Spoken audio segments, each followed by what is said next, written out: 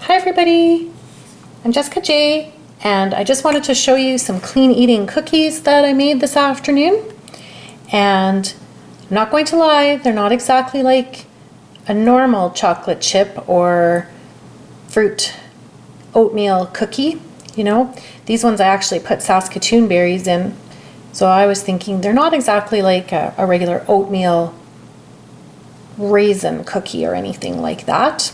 They do taste a little bit different because these ones have no sugar, but they're actually pretty decent.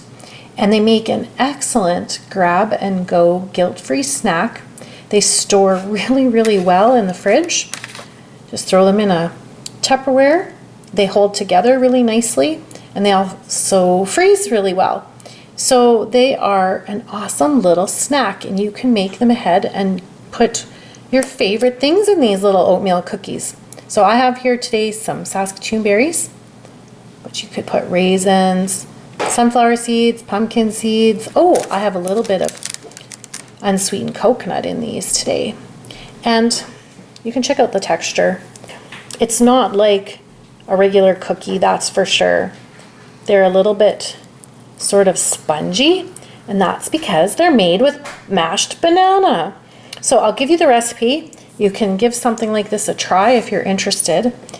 My children are adults now, but if I could go back in time, I think I would make these types of clean eating treats for my kids so that they got used to less sugar right off the get-go. So they didn't have to be like me and constantly missing really sugary, buttery cookies. But anyways, so this is how I made them. I took 6 mashed bananas and 3 cups of quick oats. Now, I don't use quick oats actually, but I wrote this down quite a long time ago. I started making these a couple years ago. And quick oats work a little bit better for this type of cookie because they're a little bit more, they have a little bit more powder or flour kind of mixed into them because they're broken up a bit versus the whole oats. So what I did today is I took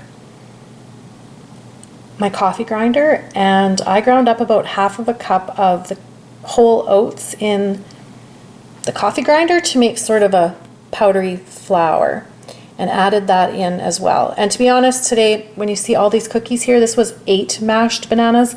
I never really ever use a recipe.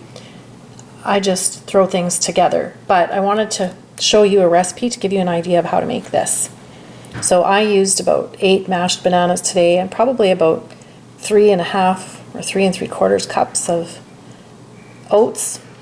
About 3/4 cup of it was actually probably ground up into a fine powder with my coffee grinder. And then I did put 2 tablespoons unsweetened fine coconut. You could use coconut flakes as long as it's unsweetened. A teaspoon of baking powder. Now, I have dairy-free chocolate chips written down here because my husband and I eat dairy-free, but you could put chocolate chips. I kind of steering away from chocolate chips because I am trying to do clean eating quite faithfully. So that's why I used the berries today. And you could put, well, fresh berries or even some raisins. And you bake them at 350. I baked them at 350 today for about 35 minutes. Now, that's where I wrote my little note here today that I actually cooked them for 35 minutes or until they're brown on the bottom and holding together nicely.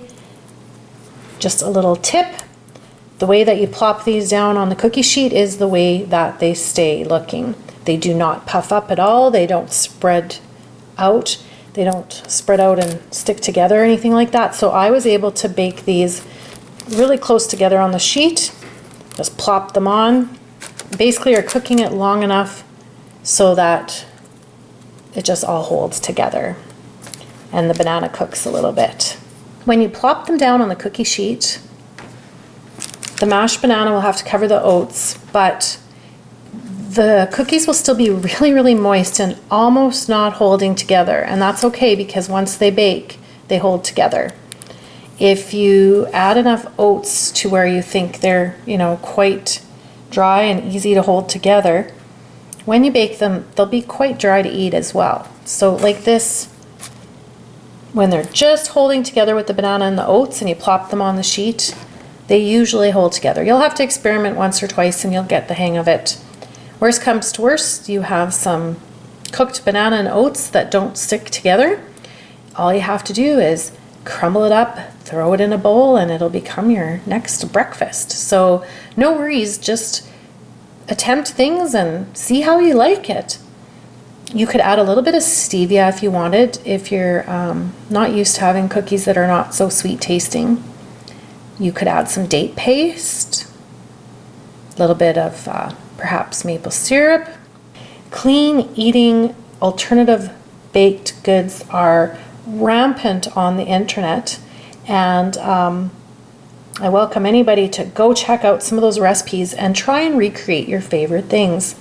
I really loved oatmeal cookies, but the sugar and the butter wasn't doing me any favors, so I started making what I call a healthier version.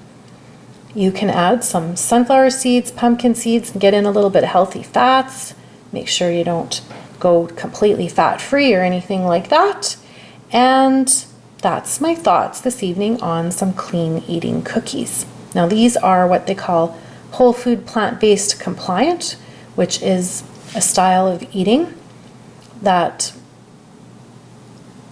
when people follow whole food plant-based, they don't like to use any processed oils either, and no eggs either. So this recipe is ideal for that. Or if you have allergies to eggs and dairy, there are so many little alternatives you can make.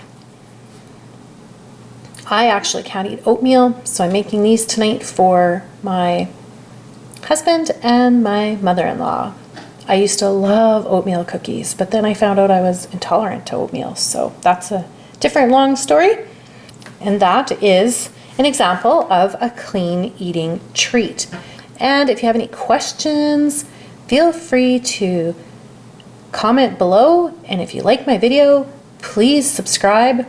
Thanks for watching and have a really great night. See ya!